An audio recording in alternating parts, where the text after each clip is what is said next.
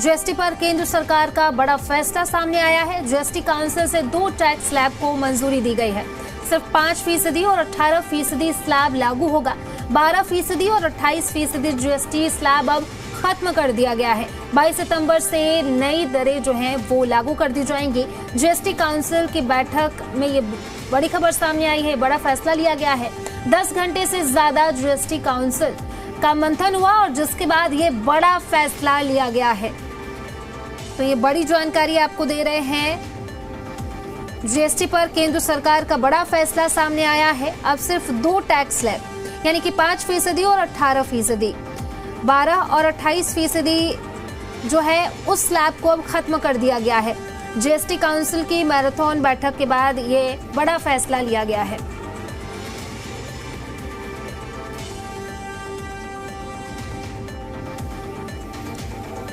और इसी पर ज्यादा जानकारी के साथ सहयोगी धर्मराज सिंह हमारे साथ न्यूज रूम से लाइव जुड़ चुके हैं, उन्हीं का रुख कर लेते हैं।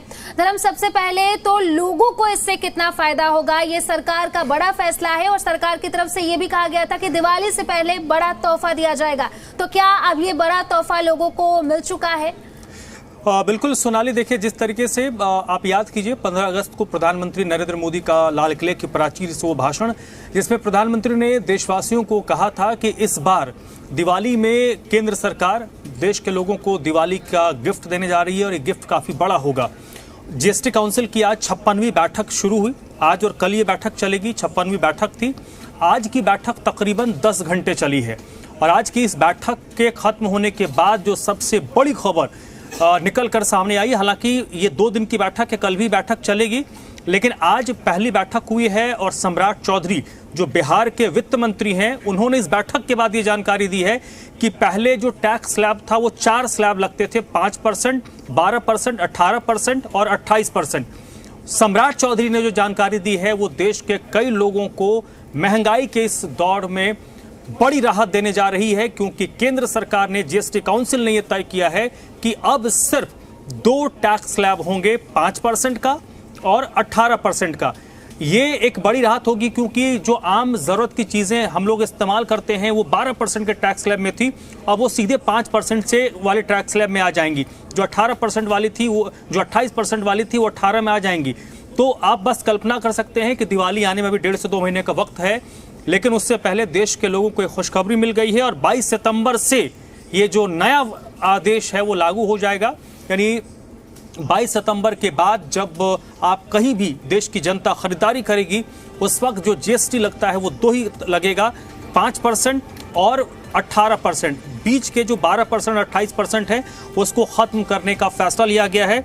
और ये कहीं ना कहीं अगर देखें तो इसमें एक और चीज है, कल भी बैठक होनी है और कल की बैठक भी बहुत महत्वपूर्ण होती है। ये तो अभी आधी बात है और सबसे बड़ी बात कि लोग ये जानना चाहते होंगे कि कौन सी चीज सस्ती होगी, किस चीज को किस कैटेगरी में रखा गया है, वो बहुत महत्वपूर्ण है। लेकिन जो सोर्सेस हैं उनकी तरफ से लगातार जानकारी मिल रही है, एज्यूम किया जा रहा है। अभी मोटे तौर पर आप ये समझ लीजिए, जो बड़ी खबर है देश की जनता के लिए, दिल्ली, एनसीआर, हरियाणा की जनता के लिए, कि जो 4 स्लैब होते थे टैक्स के, वो पूरी, उसमें से 2 टैक्स स्लैब पूरी तरीके से खत्म हो गए हैं। 12% का कोई टैक्स स्लैब नहीं होगा, 28% का कोई टैक्स स्लैब नहीं होगा। जो मैक्सिमम टैक्स स्लैब है वो अब 18% का होगा।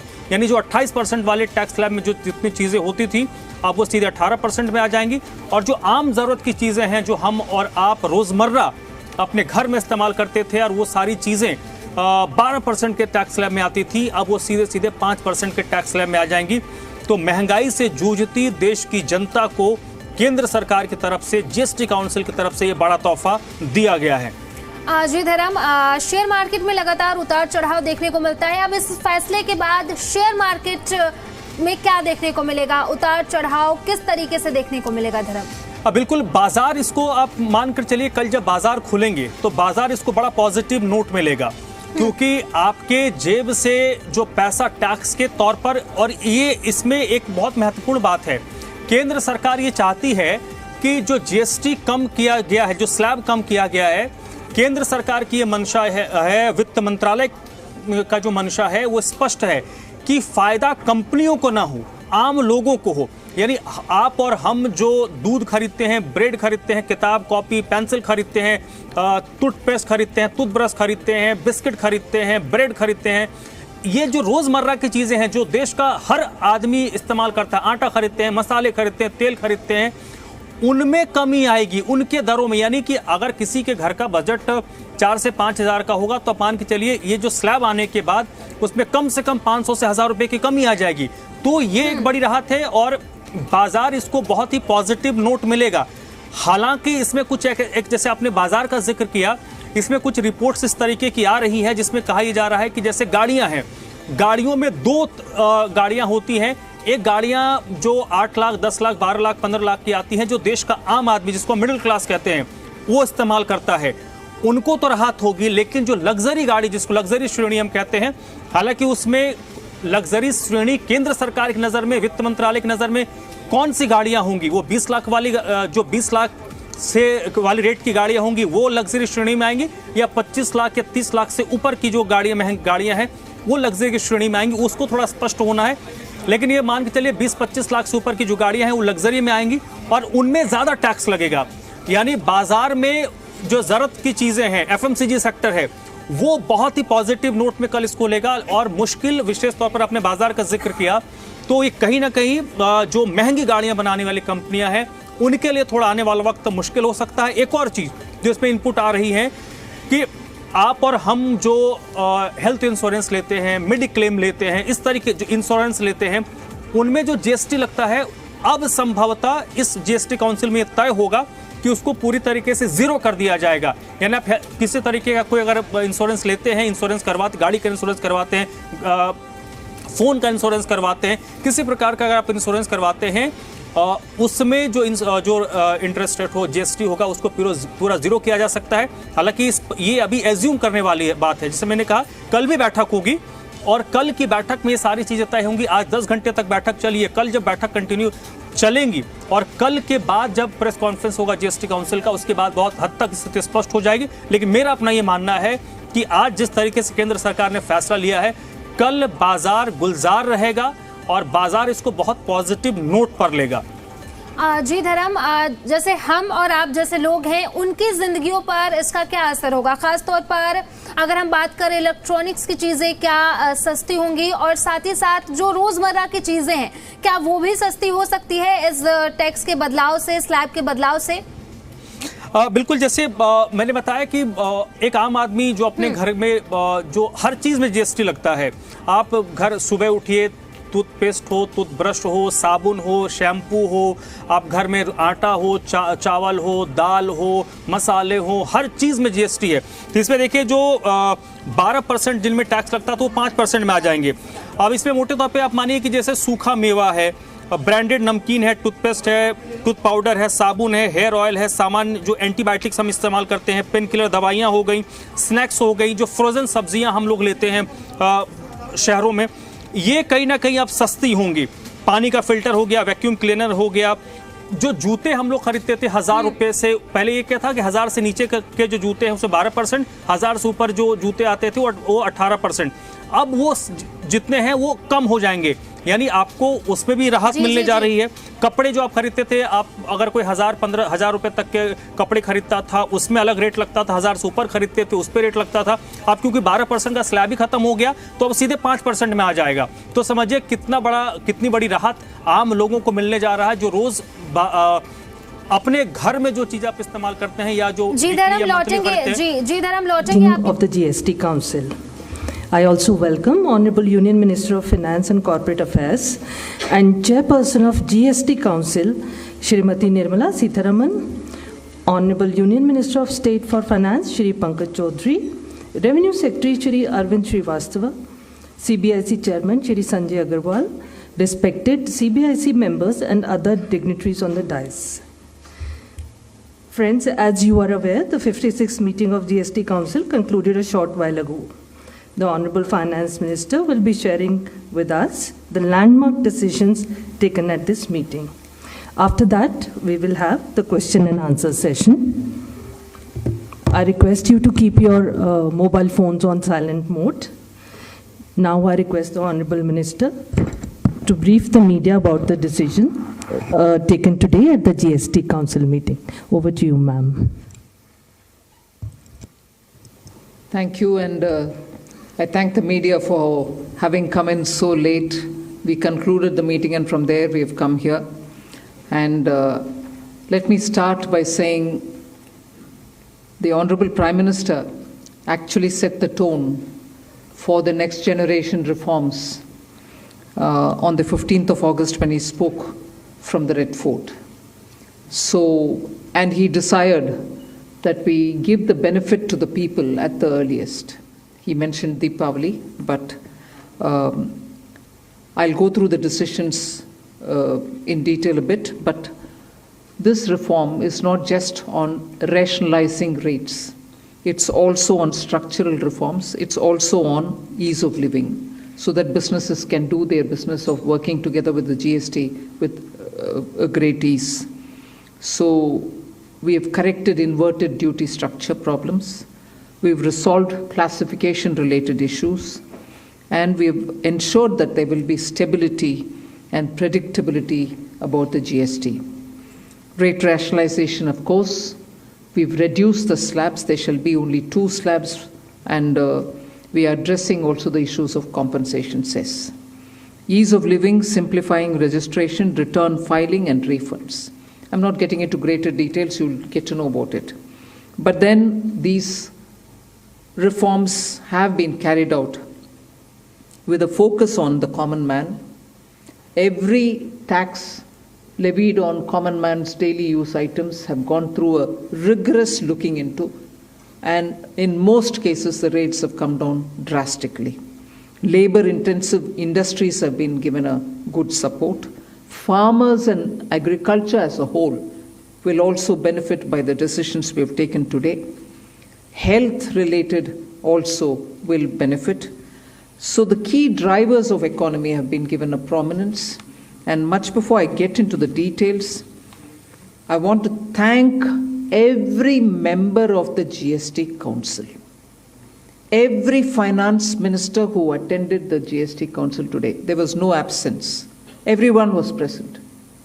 We've had a day-long intense discussion, but I'm grateful to each one of them. At the end of the day, they said, we're all together for the sake of the common man. एक भी reservation के साथ नहीं समर्थन किए, मगर पूर्ण मन से भरपूर सपोर्ट दिए हर राज्य के वित्त मंत्री. इसीलिए मैं जीएसटी काउंसिल को आभार कहना चाह रही हूँ कि लंबा चौड़ा डिस्कशन चला आज, मगर आखिर हर मेंबर इसके लिए समर्थन दिए. इसीलिए मैं धन्यवाद कहना चाह रही हूँ. इधर उधर के छोटे छोटे बात हो सकता है, मगर कंप्लीटली रेट रैशनलाइजेशन में सभी मंत्रीगण समर्थन दिए. एंड मैं इस विषय में आभार पहले व्यक्त करना चाह रही हूँ माननीय प्रधानमंत्री जी को, क्योंकि पहले से ऑलमोस्ट फॉर 8-9 months ही is been after me saying आप कुछ जीएसटी में राहत दिलाओ जनता के लिए. उसका इंटेंसिव वर्क किए. हमारे MOS कॉम्पनसेशन सेस के ऊपर शेयर कर रहे थे group of ministers. He worked very hard with all of them. सम्राट चौधरी जी worked on the rate rationalization, and not only the chair but the members of each of these GOM have worked very hard. I am absolutely appreciative of every one of the ministers. इस समय का मांग को समझ करके समर्थन दिए, इसलिए उन सबको मैं आभार व्यक्त करना चाह रही हूँ. There's also of course trade facilitation measures and process reform, वो भी इसमें शामिल है, जिससे enhanced verification measures which are aimed at curbing fraud have led to complex documentation, उसको भी simplify करने का, और data analysis वगैरह है. Process reform के ऊपर मैं विस्तार से आपके question answer के समय में जवाब दूंगी. मगर primarily, I'm sure all your interest is to know where is what, which one comes down in rate. उसमें एक just indicate करते हुए I'll stop my input. If Revenue Secretary has anything more he can add. उसके बाद आपके question answer करते हुए हम बाकी सबको कवर करेंगे. Common man and middle class items में there is a complete reduction. Reduction from 18 or from 12 to 5%. I list out those items, all of whom have come to 5% from either 18 or from 12. Common man items such as hair oil, toilet soap, bars, soap bars, shampoos, toothbrushes, toothpaste, bicycles, tableware, kitchenware, and other household articles have all come to 5, whether they were in 18 or whether they were in 12. Similarly, reduction of GST from 5% to nil. 5 से 0 में जाने वाले items indicate कर रहा हूँ. Ultra high temperature milk, the UHT milk, chena or paneer, all the Indian breads will see nil rate. So roti kisi ke upar bhi, chapati or roti or paratha or whatever it is, they all come to nil. Reduction of GST from 12% or from 18% to 5. इसमें food items बहुत सारे हैं. नमकीन से भुजिया है, sauces है, pasta है, instant noodles है, chocolates, coffee, preserved meat, cornflakes, butter, घी, ये सब 5% में आ रही है. फिर रिडक्शन फ्रॉम 28 to 18%. इसमें मिडिल क्लास के एस्पिरेशंस मीट करने वाले बहुत सारे चीज़ हैं. Air conditioning machines, TVs which are over 32 inches, all TVs now at 18%. I want to underline, all TVs are now at 18%. Dishwashing machines, small cars, motorcycles equal to or less than 350 cc are all now coming to 18. Agriculture goods such as tractors, agricultural, horticultural and forestry machines for soil preparation or cultivation, harvesting or threshing machines, including straw or fodder balers, grass or hay movers, composting machines, etc., are all coming down from 12 to 5%. Reduction of GST from 12 to 5% on 12 specified biopesticides. Also from 12 to 5 is natural menthol. So किसान के लिए, उनके products के लिए जो वो उपयोग करते हैं, उन सब में it has come down. Again from 12 to 5, handicrafts and also labor intensive sectors. What are they? Handicrafts, marble, travertine blocks, granite blocks, intermediate leather goods. ये सब 5 में आ रही है. Reduction of cement from 28 to 18, क्योंकि घर बनाने में मिडिल क्लास के लिए सीमेंट इतना आवश्यक है, इसीलिए 28 it has come down to 18. Health related items, 33 life saving drugs and medicines, and they all come down from 12 to 0. From 5 to 0 and 3 life-saving drugs and medicines used for treatment of cancer, rare diseases and other severe chronic diseases. There are several drugs and medicines coming down to 5 from 12. I'm not listing each one of them out. Like that, very many other items, diagnostic kits, reagents, blood glucose monitoring system, all of them are coming to 5%. Similarly, spectacles and goggles are for correcting vision. They are also coming down to 5% from 28. I'm sure all of you are interested in knowing about automotive sector, about which you have been frequently asking us. From 28 to 18% on small cars and motorcycles which are equal to or below 350 cc. Reduction of GST from 28 to 18 on buses, trucks and ambulances. Uniform rate of 18% on all auto parts, irrespective of the HS code. Three-wheelers from 28 to 18 again. So I move to one very important thing on correction of inverted duty.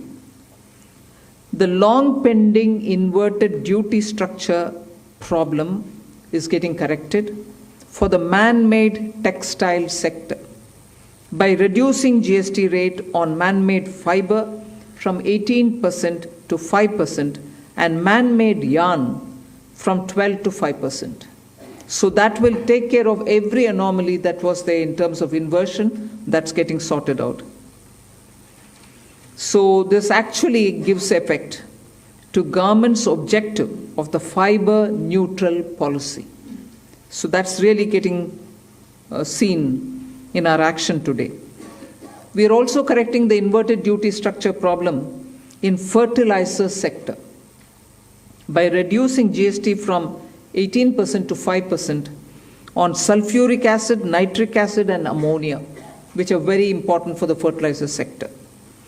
Renewable energy is the next.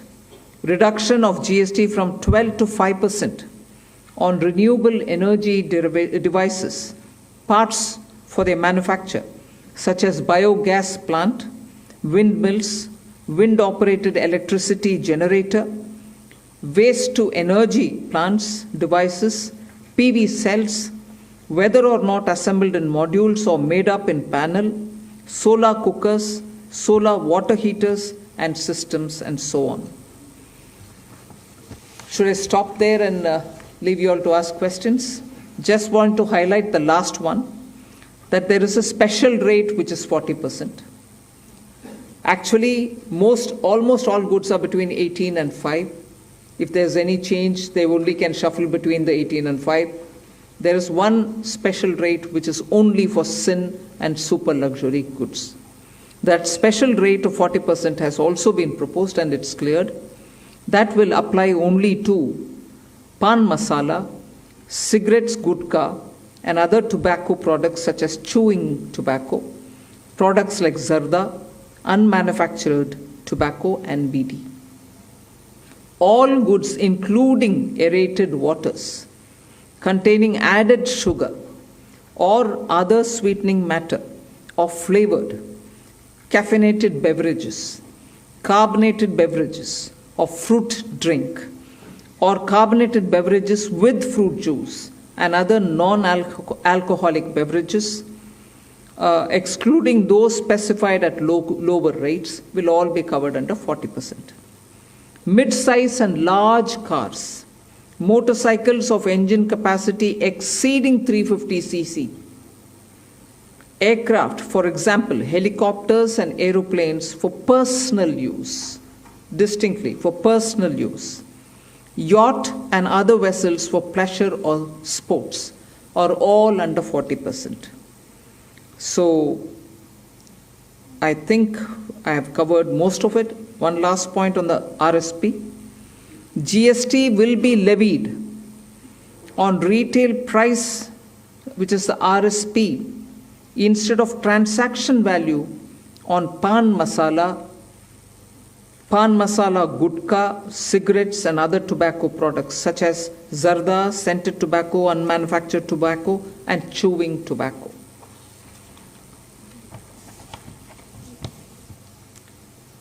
Again, one other point which I will conclude with. Insurance services from 18% currently will go into 2-3 different categories. I'll say that to you. Exemption of GST on all individual life insurance policies, whether term life, ULIP, or endowment policies, and reinsurance thereof, to make insurance affordable for common man and increase the insurance coverage in the country. Exemption of GST on all individual health insurance policies, including family floater policies and policies for senior citizen, and reinsurance thereof to make insurance affordable for the common man and increase the insurance coverage in the country. I think I'll leave it there. will answer questions. Thank you, ma'am. Now we move on to the question There's and answer one more. session. Sorry, I'm getting tempted to say one last thing. There are 4 points which I want you all to take into consideration. All this will be effective 22nd September 2025, which is the first day of Navaratri. The changes in GST rates of all goods, except for pan masala, gutka, cigarettes, chewing tobacco, products like zarda, unmanufactured tobacco, BD, will be implemented with effect from 22nd September 25. Except for these, for all items, the new rates will come into effect from 22nd September. I hope I'm clear on that. But pan masala, gutka, cigarettes, chewing tobacco, products like zarda, unmanufactured tobacco and BD will continue at the existing rates of GST and compensation cess where applicable till the loan and interest payment obligations under the compensation cess account are completely discharged. I hope I'm clear. Every item will come under the new rate from 22nd September, except for these tobacco-related products, which will continue on the 28% and compensation cess where applicable, till such a time we completely repay the loan.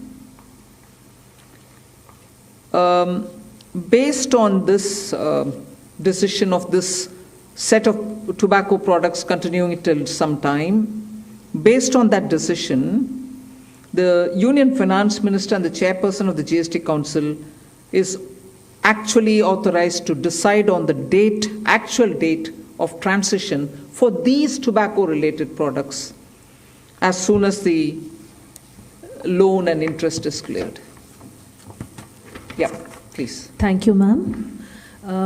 Before we start the question answer session, please introduce yourself before asking the question. Also speak into the mic because this is being live streamed, and also raise the placard. We will take the questions one by one. So, number 9. Ma'am, this is Priyansh from Money Control. I wanted to ask what is the possible revenue loss that has been estimated due to the rate cuts? And secondly, for the states, has there been any discussion on how the revenue will be compensated to them?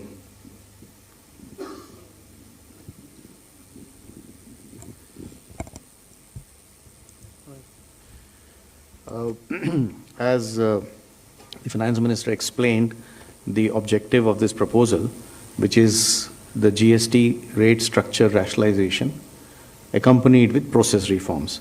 So the first request I will have is to have the appreciation of the proposal in the manner in which it has been prepared, in order to not distract ourselves with issues which will be an outcome of this process, but the core principle of this exercise needs to be appreciated in totality. We have estimated a figure. We expect that the net fiscal implication, we would not call it as a revenue loss because that doesn't seem to be the correct terminology. But net revenue implication of this proposal is expected, we have estimated it to be around 48,000 crores. This is on the consumption base of 23-24 because that is where we had all the segregated data. What I would also request is to have to appreciate this exercise better. It's important to also understand why looking at a particular number of revenue implication and highlighting it in a manner which is not proper may not present the correct picture of this exercise.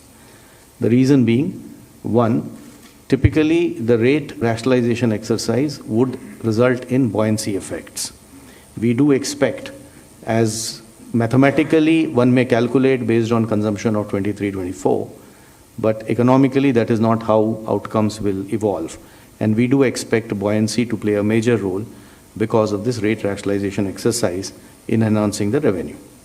In addition, there is also an effect on the consumer behavior. What he spends on and how much does get influenced by price, which is going to be expected to get positively influenced by this exercise. We also expect compliance to improve due to this exercise. Madam explained to you how rates which were at different levels, where classification issues would be rampant, like sectors like food or transport, auto parts, etc. Once rationalized, it will improve and enhance compliance, because many of these disputes would not necessarily result in revenues, but would linger on and would end up having a lot of resources, both of the business and the department, in struggling to settle those disputes. So compliance would also have a very positive effect on the revenue generation. Finally, there is a technicality that when the rates change, the rate of the value chain itself changes, and tax, you know, is paid through ITC and cash, and the actual implication of that will have to be worked out. I would just like to highlight a number from before just to explain how these changes do play out. For example, when earlier the average rates were around 15.5 in the earlier part of the GST, the compliance in the form of GSTR TB was around 85 to 90%. Now the compliance has improved to almost 97% as the rates have come down. We do expect these positive changes will have and we believe that in this entire exercise will be fiscally sustainable both for center as well as the states. 54. Yeah, good evening, ma'am. Shishir from Hindu Business Line. My question is about the anti-profiteering, because now so much rate reduction is there, and we do not have the anti-profiteering mechanism. As of now, we understand that GST 80 can take only the pending cases and the cases directed by the courts. So what kind of mechanism we are going to have? And the second question is about the clarification on the revenue implication, that 48,000 crore is on annualized basis or just for the FY26, ma'am? On the first question of anti-profiteering, just to give you a couple of statistics, that since inception, under the arrangement of anti-profiteering, which is no longer in place now, only around 704 cases were registered with the authority, and 60% of the cases were initiated within the first 3 to 4 years of implementation, and the total profiteering amount that was alleged was around 4,362 crores in these 704 cases. So we expect that last time too, these data shows that industry has largely passed on the benefits of rate cut. At that time too, the industry made public statements and committed, and you would have heard and you would have seen that a lot of industries have already come out and have committed that they will be transmitting this benefits too. Administratively, both at the state level as well as at the CBIC level, we will definitely be engaging with the industry and seeing to it that the benefits to the consumer, as is planned as per the exercise, is going to be transmitted to the consumers. And we do expect that since it is to the benefit of the businesses too, it is going to happen eventually. On the issue of the revenue loss, I think the question, probably you didn't appreciate the point I made the last time. It is difficult to look at these issues mathematically. So I would rather, we have done a data based on a historical number, that is 23-24 consumption. How will 26 happen will obviously depend on how consumption evolves. And we, as I said, are confident that this is going to be fiscally sustainable. This is Deepshika from the Economic Times. One just follow-up to the revenue question. What would be what is the revenue neutral rate after these reductions? And also, देखिए, प्रधानमंत्री नरेंद्र मोदी का किया गया social media post during my Independence Day speech. I had spoken about our intentio to bring the next generation reforms in GST. The Union government had prepared a detailed proposal for board-based GST rate rationalization and process reform aimed at ease of living for the common man and strengthening the economy. जो जिस चीज का हम जिक्र कर रहे थे, आम लोगों को सहूलियत हो और इकोनॉमी को कैसे मजबूती दिया जाए. Glad to state that GST Council, comprising the union and the states, has collectively agreed to the proposal submitted by the union government on GST rate cuts and reform, which will benefit the common man, farmers, MSMEs, middle class, women and youth. The wide-ranging reforms will improve lives of our citizens and ensure ease of doing business for all, especially small traders and business। ये प्रधानमंत्री नरेंद्र मोदी का social media पर किया गया post है, जिसमें उन्होंने अपने 15 अगस्त के भाषण का जिक्र किया है और कहा है कि जीएसटी काउंसिल ने जो फैसला किया है ये देश में रिफॉर्म को मजबूत करेगा, देश के नागरिकों की बेहतर जीवन को सुनिश्चित करेगा। और सुन लेते हैं वित्त मंत्री क्या कह रही हैं। No, I didn't get the question. Revenue neutral would mean what? No, but what? Can you explain your question? What revenue neutral would mean? Down from 15.5, the average rate, what would it be after these reductions? It will obviously depend upon how the transactions happen. So consumption, I am assuming what you are saying is the total value of transaction total tax collected divided by total value of transaction. So that is something one can calculate historically. For the future, as I said, we expect a lot of effects of buoyancy, compliance, consumer behavior. So this number is going to be obviously something which we will get to as we reach there. 238.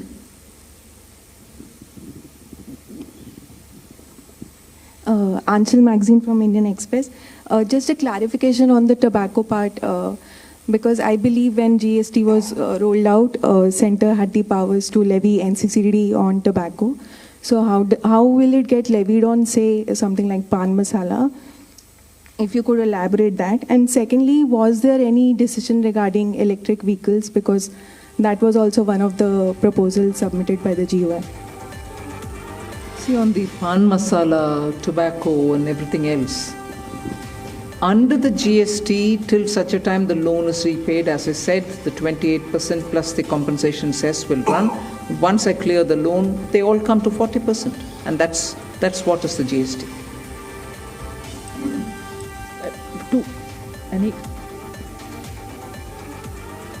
EV remains at where it was.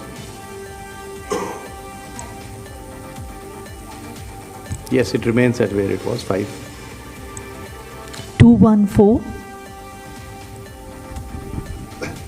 सवाल चूँकि अभी काफ़ी खबर चल रही थी कि जो 2500 जो अभी ब्रांडेड 1000 रुपये से ऊपर का जो शर्ट एंड फुटवेयर्स है, मैं राजीव हूँ सर, दैनिक जागरण से, तो उस पर उसको 2500 उसकी सीमा की जा रही थी। जो 2500 से ऊपर है उन पे ज़्यादा टैक्स लगेगा, तो ऐसा कुछ हुआ या अब सब पे जो भी फुटवेयर और गारमेंट्स होंगे 1000 रुपये से ऊपर के भी, उन पे भी सिर्फ 5% ही लगेगा?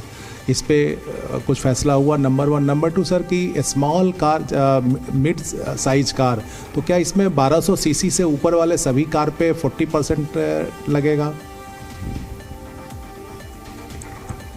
जहाँ तक फुटवेयर का सवाल है, आज के दिन 2 रेट्स थे। 1000 रुपये से कम वालों के ऊपर 12% और 1000 रुपये से ऊपर वाले के ऊपर 18% लगता था। सो जो चेंज किए गए हैं, जैसे आपको ज्ञात है कि मैडम ने पहले बताया कि 12% का रेट अभी नहीं है, तो 2 रेट जो अभी हैं वो 5 और 18 के हैं। 5% पे जो 2500 से कम वाली वस्तुएं वाले फुटवेयर हैं और 18% पे जो 2500 से ऊपर वाली वस्तुएं। आपका दूसरा सवाल किस इशू से था? सीसी।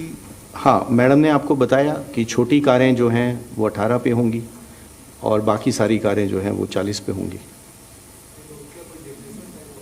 डेफिनेशन तो आई थॉट वो तो department MHRT ministry of road transport regulator का है। पेट्रोल की 1200 सीसी और डीजल की 1500 सीसी होती है, और उसके साथ शायद लेंथ का भी एक लिमिटेशन होता है। तो जो उनका रेगुलेशंस के हिसाब से छोटी कारें हैं वो हमारी 18 पे रहेंगी। हम लोग अलग से कोई नया डेफिनेशन उसका नहीं बना रहे हैं। 45।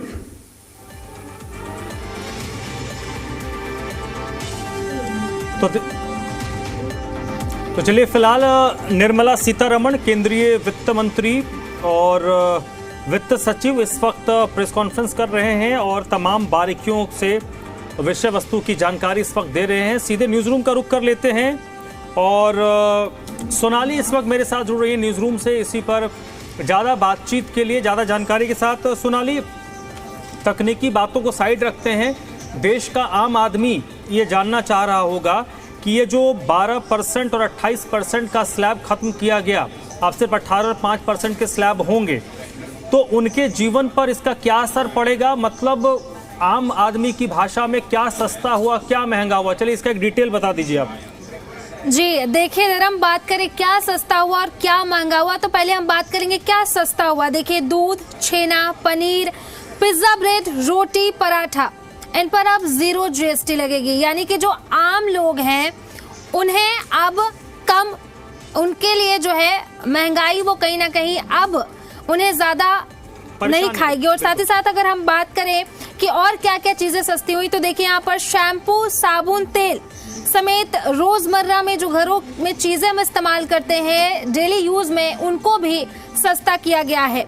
इसके साथ साथ अगर हम बात करें धर्म, तो नमकीन, पास्ता, कॉफी, नूडल्स पर अब 5% GST लगेगा। यानी कि पूरी तरीके से लोगों का ध्यान रखा गया, और खास तौर पर जो मिडिल क्लास के लोग हैं और इसके साथ साथ जो हम जैसे लोग जो घरों से बाहर रहते हैं, उनका भी खास ख्याल रखा गया है। और ये चीजें, जो चीजें सस्ती हुई हैं, उससे जो आम लोग हैं खास तौर पर उनको फायदा होगा। इसके अलावा अगर हम बात करें तो कार, बाइक, सीमेंट पर भी 28% की जगह 18% टैक्स होगा। यानी कि हम बात करें कि जो लोग हो दिवाली पर देखें, जो लोग कार लेते हैं, बाइक लेते हैं, उनके लिए बहुत अच्छी खबर है। अब जो लोग कार लेंगे, बाइक लेंगे, उन्हें 28% की जगह 18% का अब यहाँ पर उनको टैक्स देना होगा। इसके साथ साथ धर्म अगर हम बात करें तो 33 जीवन रक्षक दवाइयों के GST के दायरे से उनको बाहर कर दिया गया है, और इसमें 3 कैंसर की दवाइयां भी हैं।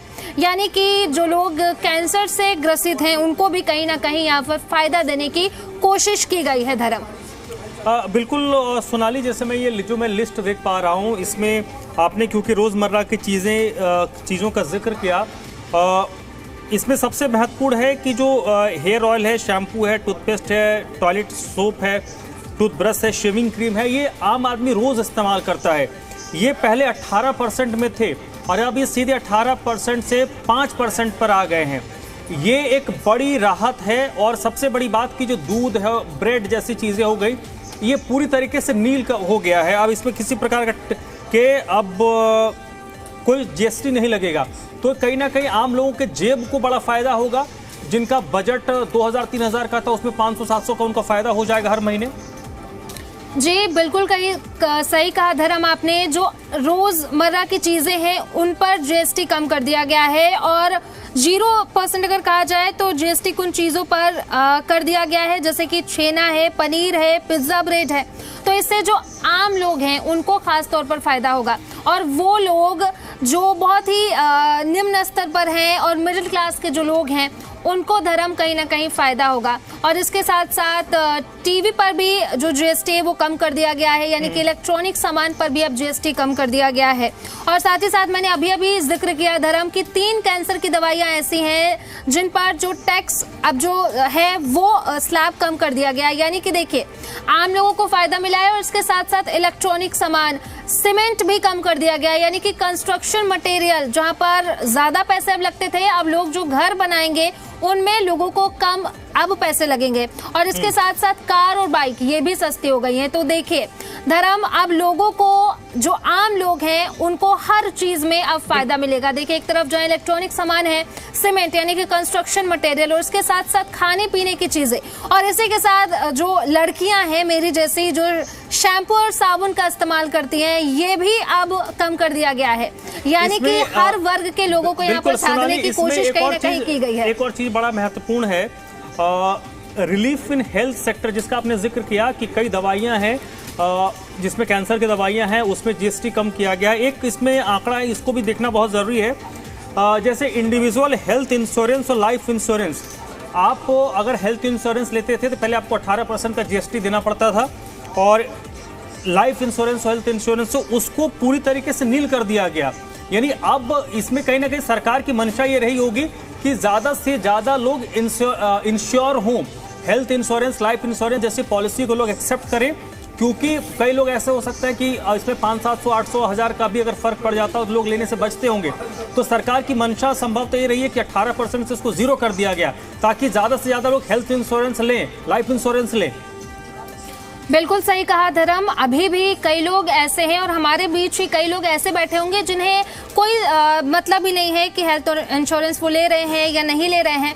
लेकिन अब जीएसटी बिल्कुल जीरो कर देने से अब ये फायदा होगा कि जो लोग हैं वो अब हेल्थ इंश्योरेंस पर ज्यादा से ज्यादा ध्यान देंगे और हेल्थ इंश्योरेंस ज्यादा से ज्यादा लेने की कोशिश करेंगे। यानी कि जो लोग हैं उन्हें फायदा होगा और इसके साथ साथ जो आम लोग हैं जिन्हें शायद हेल्थ इंश्योरेंस के बारे में पता भी नहीं होगा, उनको भी अब इससे कहीं ना कहीं अब जागरूक वो हो सकेंगे और ज्यादा से ज्यादा धर्म ये कोशिश करेंगे कि वो हेल्थ इंश्योरेंस ले और अपने सेहत पर ध्यान रखें। बिल्कुल, और इसमें शिक्षा को भी मैं जोड़ूंगा क्योंकि भारत का जो मिडिल क्लास है और लोअर क्लास है वो ये सोचता है कि हम दो वक्त की जगह पर एक वक्त खा लेंगे लेकिन बच्चों को अच्छा एजुकेशन देंगे। एक बड़ी अच्छी बात ये मुझे देखने को मिल रहा है इस लिस्ट में, जिसमें मैप्स, चार्ट और ग्लोब में जो पहले 12% का जीएसटी लगता था उसको नील कर दिया गया। पेंसिल, शार्पनर, पेस्टल्स, ये जैसे जो बच्चे इस्तेमाल करते हैं पढ़ाई लिखाई की चीजें हैं, 12% से उसको पूरी तरीके से नील कर दिया गया। एक्सरसाइज बुक्स, नोटबुक्स यानी किताब कॉपी जैसो जो आइटम्स हैं इनमें 12% पहले टैक्स लगता था, अब उसको नील कर दिया गया। इरेजर जिसको हम लोग रबर बोलते हैं आम बोलचाल की भाषा में, उसमें 5% लगता था, उसको नील कर दिया गया। यानी आज जो अपने बच्चों को बड़े शहरों में या टायर 2, टायर 3 शहरों में पढ़ाता है, एक बड़ा खर्च वो बच्चों के एजुकेशन में और एजुकेशन से जुड़े जो किताब कॉपी पेंसिल हैं और दूसरी चीज़ें हैं इनमें वो खर्च करता है। वहाँ पर ये देखने को मिल रहा है कि 12%, 5% से पूरी तरीके से उसको नील कर दिया गया है। यानी इससे भी एक बड़ा फायदा पर उन अभिभावकों को होगा, उन लोगों को होगा जो अपने बच्चों जिनके 2-3 बच्चे हैं। तो आप बस इमेजिन कर लीजिए कि उनको एक बच्चों की पढ़ाई लिखाई में कितना खर्च करना पड़ता होगा और अब उनको इसका कितना फायदा होगा।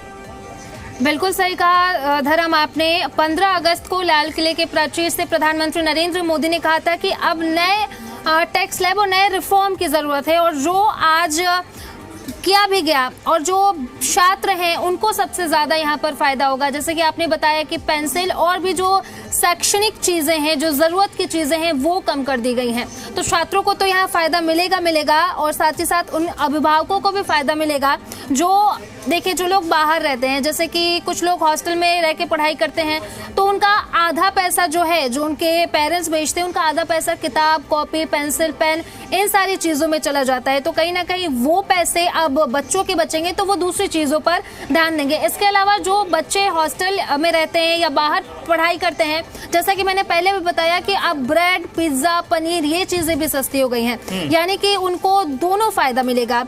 खाने पीने की चीजें भी सस्ती हो गई, पेन पेंसिल भी कहीं ना कहीं सस्ता, किताब कॉपी भी सस्ती हो गई और इसके साथ साथ जो शैम्पू, तेल और बाकी चीजें ये भी सस्ती हो गई। यानी कि अब छात्र मतलब इस टैक्स के बदलाव से, स्लैब के बदलाव से हर वर्ग के लोग को फायदा होगा, चाहे वो मिडिल क्लास हो, चाहे वो निम्न स्तर के लोग हैं हो, या फिर हम बात करें शिक्षा क्षेत्र की, हेल्थ सेक्टर, मतलब हर सेक्टर को देखा जाए तो कहीं ना कहीं ध्यान में रखा गया है धर्म।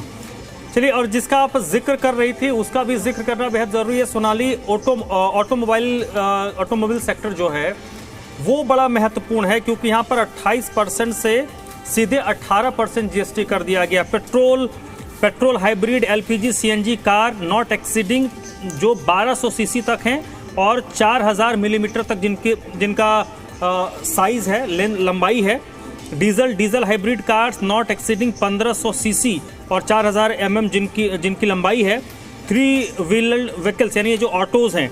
मोटरसाइकिल 350 सीसी एंड बिलो, यानी भारत में मोटे तौर पर जो गाड़ियां चलती हैं वो 350 सीसी के नीचे ही होती हैं। Motor vehicles for transport of goods, यानी कि जो गाड़ी खरीदने वाले, जिसका आप थोड़ी देर पहले जिक्र भी कर रही थी सोनाली, 28% से 18% कर दिया गया। इससे यह तो तय है कि ऑटोमोबाइल सेक्टर भी बूम करेगा। ऑटोमोबाइल सेक्टर बूम करेगा तो गाड़ियां बिकेंगी, लोग परचेज भी करेंगे, क्योंकि इससे मैं अंदाज ये लगा रहा हूं कि एक जो 12-13 लाख की जो गाड़ी है 1200 सीसी की, वो कम से कम 1.5 से 2 लाख रुपए अब कम हो जाएगी। बिल्कुल सही कहा धर्म आपने। देखिए हर सेक्टर को बूम देने की यहाँ पर कोशिश की गई है। बात करें ऑटो सेक्टर की तो कार, बाइक और बाकी जो तमाम चीजें, चाहे पेट्रोल, डीजल, सीएनजी, इन सभी चीजों के दामों में भी गिरावट आएगी आने वाले दिनों में। यानी कि दिवाली आने वाला है और साथ ही साथ आपको बता दें कि लोग बहुत ज़्यादा कार, बाइक और इलेक्ट्रॉनिक चीज़ों की हम बात करें तो वो भी लेने की कोशिश करते हैं। मतलब यहाँ पर हर सेक्टर को बूम देने की कोशिश की गई और खासतौर पर ऑटोमोबाइल सेक्टर का खास ख्याल रखा गया है। जैसा कि आपने अभी बताया कि petrol, diesel, CNG, car, bike, तो इन सब चीजों के दामों में भी गिरावट दर्ज की जाएगी, जिससे जो लोग हैं, चलिए सोनाली उनको फायदा होगा। खेती किसानी की बात कर लेते हैं। वहां पर भी एक राहत जरूर दी गई है। अपलिफ्टिंग फार्मर्स एंड एग्रीकल्चर, किसानों की सबसे बड़ी शिकायत क्या है कि हमारी लागत बढ़ गई है, हमारा मुनाफा कम हो गया, कमाई कम हो गई है। तो देखिए इसमें है ट्रैक्टर, टायर्स और पार्ट्स जो पहले 18% लगते थे वो सीधे 18% से 5% हो गए हैं। ट्रैक्टर्स में 12% जीएसटी लगता था, वो 5% हो गया है। स्पेसिफाइड बायोपेस्टिसाइड्स, माइक्रो न्यूट्रिएंट्स 12% से 5%, drip irrigation system and sprinklers जिस पे 12% लगता था 5% हो गया है।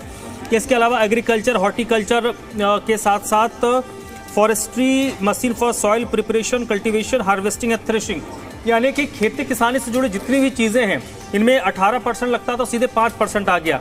यानी कि जब आपकी खरीद में पैसा कम लगेगा तो आपका जो मुनाफा उधर कम हो रहा था वो एड ऑन होगा। तो किसानों के लिए भी एक बड़ा राहत है इसमें। बिल्कुल सही कहा आपने। निर्मला सीतारमण की तरफ से ये कहा गया कि हर सेक्टर को बूम देने की और राहत देने की कोशिश की गई है, चाहे वो किसान हो, चाहे वो छात्र हो, चाहे वो मध्यम वर्गीय लोग हो, हर किसी को यहाँ पर राहत देने की कोशिश की गई है। जैसा कि आपने बताया कि ट्रैक्टर और जो उसमें पार्ट्स लगते हैं उनके भी जो दाम है वो कम कर दिए गए हैं। तो देखिए लगातार ये कोशिश की जा रही है कि हर सेक्टर के लोग हों। किसानों का इसलिए क्योंकि हर बार देखा जाता है कि लागत वो लगाते हैं लेकिन उनका मुनाफा नहीं निकल पाता है। इस बीच एक बड़ी खबर आ रही है जिसका हम जैसे लोग बड़ा इंतजार कर रहे थे। पेट्रोल, डीजल, एलपीजी को लेकर किसी प्रकार की कोई चर्चा नहीं हुई है। इस बार के जीएसटी काउंसिल में पेट्रोल, डीजल, एलपीजी को लेकर कोई चर्चा नहीं हुई है। और अमेरिका की तरफ से जो 50% का टैरिफ लगा है उस पर वित्त मंत्री ने कहा है कि टैरिफ इंपैक्ट का जीएसटी रिफॉर्म्स पर कोई असर नहीं पड़ेगा। और ये सुधार की बात है। ये जब से टैरिफ का बवाल शुरू हुआ है उसके पहले ही ये सारी चीजें शुरू हो गई थी। प्रधानमंत्री ने 15 अगस्त को इसका ऐलान कर दिया था। यानी कि उससे ये जो जीएसटी रिफॉर्म्स हैं उनको टैरिफ इंपैक्ट से जोड़कर बिल्कुल नहीं देखा जाना चाहिए। और दूसरी सबसे महत्वपूर्ण बात, पेट्रोल, डीजल, एलपीजी पर कोई चर्चा नहीं हुई है। और ये भी एक तथ्य है कि पेट्रोल, डीजल, एलपीजी से स्टेट्स को और सेंटर को सबसे ज्यादा जो कमाई होती है उसका भी यहाँ पर ख्याल रखा गया है। उस पर